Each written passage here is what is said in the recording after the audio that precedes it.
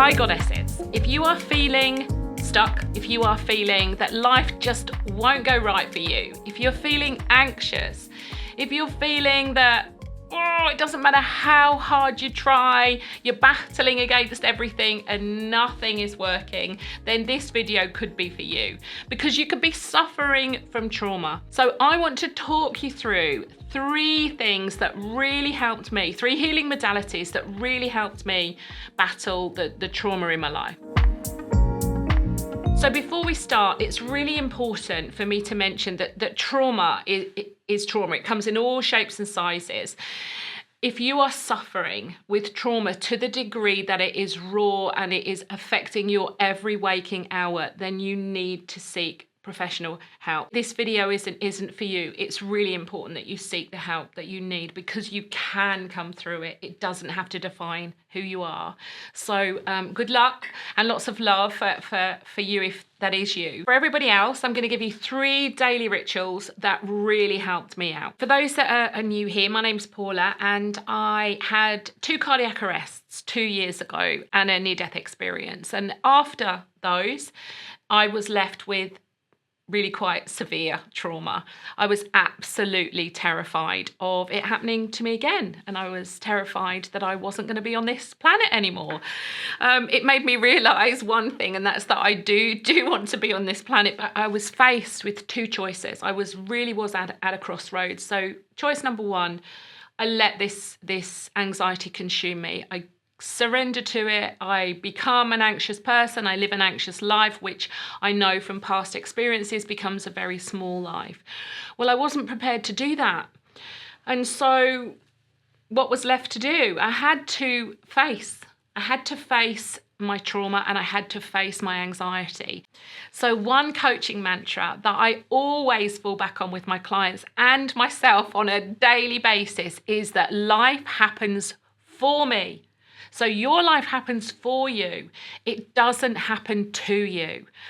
And that, when you actually grasp the meaning of that, is really profound, because what it allows you to do is it allows you to look at every experience, whether it's good or bad, as a lesson. The lesson for me was to face my fear. I had to face this fear. This was one of the biggest lessons of my life, and it was hitting me in the face consistently over and over and over and over again. And all of a sudden, wham, it was big. This was big.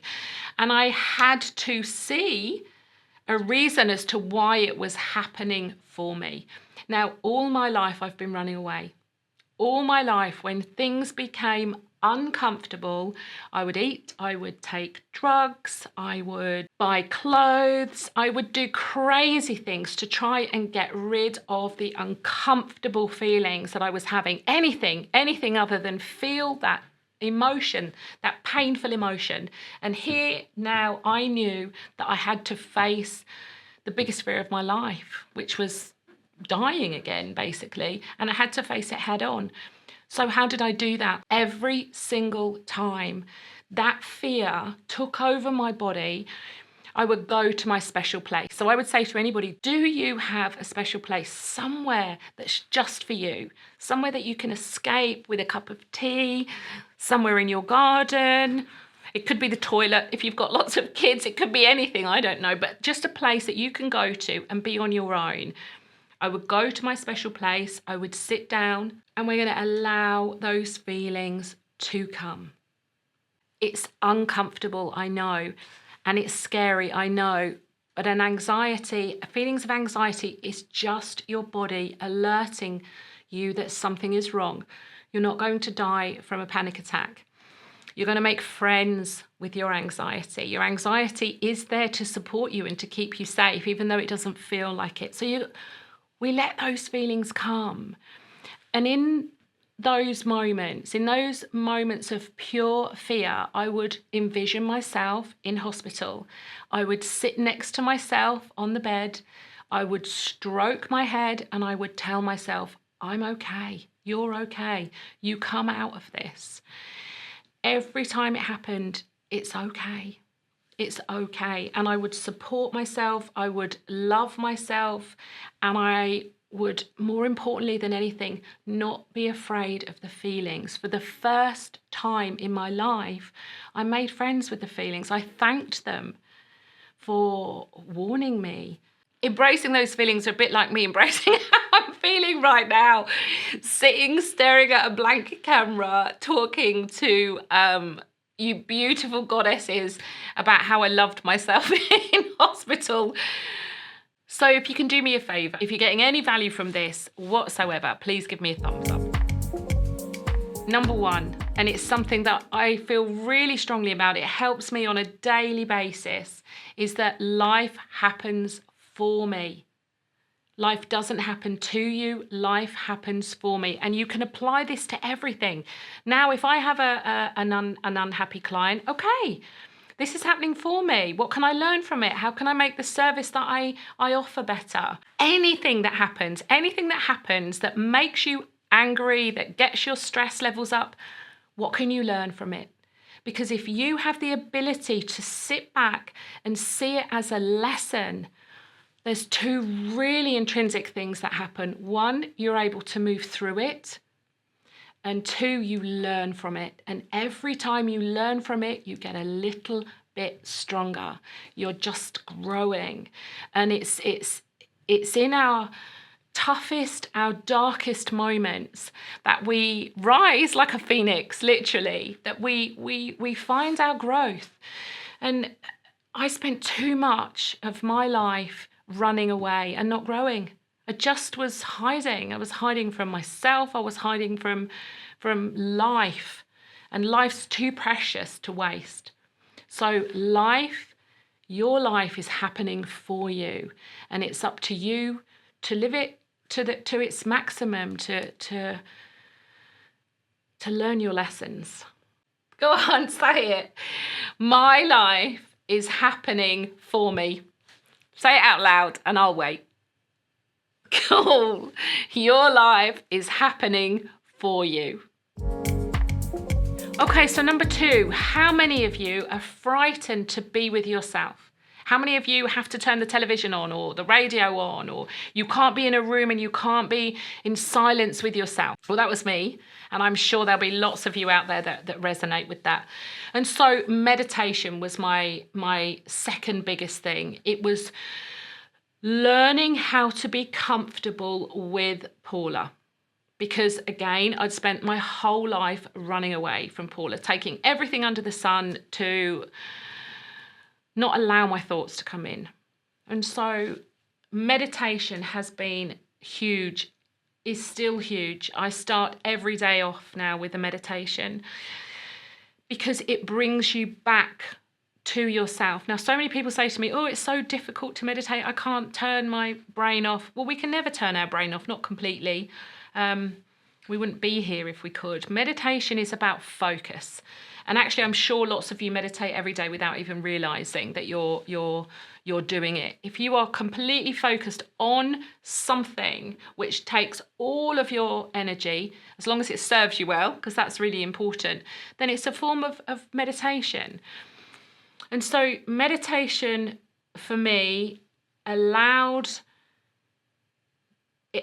me to find a way to relax my body, to relax my nervous system, because again, as many of us do, especially in the society that we live in at the moment, we live in a complete permanent state of fight or flight. And so learning how to meditate, learning how to relax every day allows your body to just calm down. I started off by listening to guided meditations because somebody was doing it for me. All I had to do was lay down and listen. And as I became more and more competent and I started to learn how to meditate on my own, I joined meditation groups. I'm thinking about putting guided meditations on this channel. So if you're interested in that and you would like some weekly guided meditations, then really give me a thumbs up for that, because I'm more than happy to do that because I love it. And sharing with you guys the things that I love is what this is all about for me. So meditation, don't be afraid of it. It's one of the most beautiful things you can do. And it actually helps us look younger. Yep, that's a fact.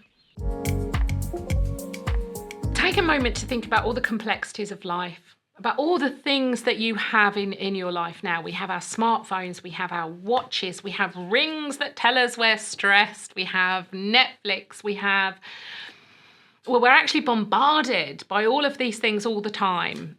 They're supposed to make our life simpler, but do they? I don't believe they do. I really don't. I think that the simple things in life are the things that can bring us the most pleasure.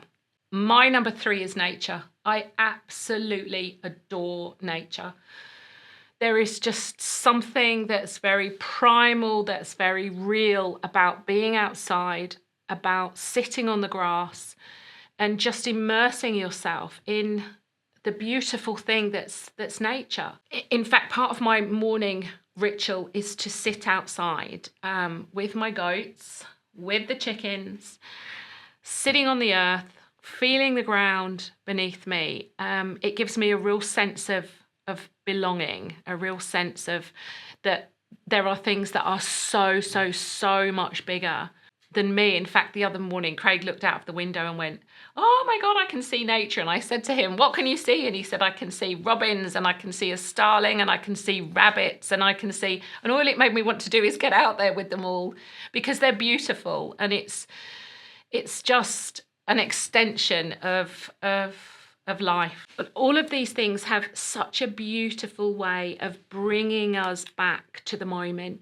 You know, we started talking off about trauma and anxiety, and they're all things that are really kind of out here.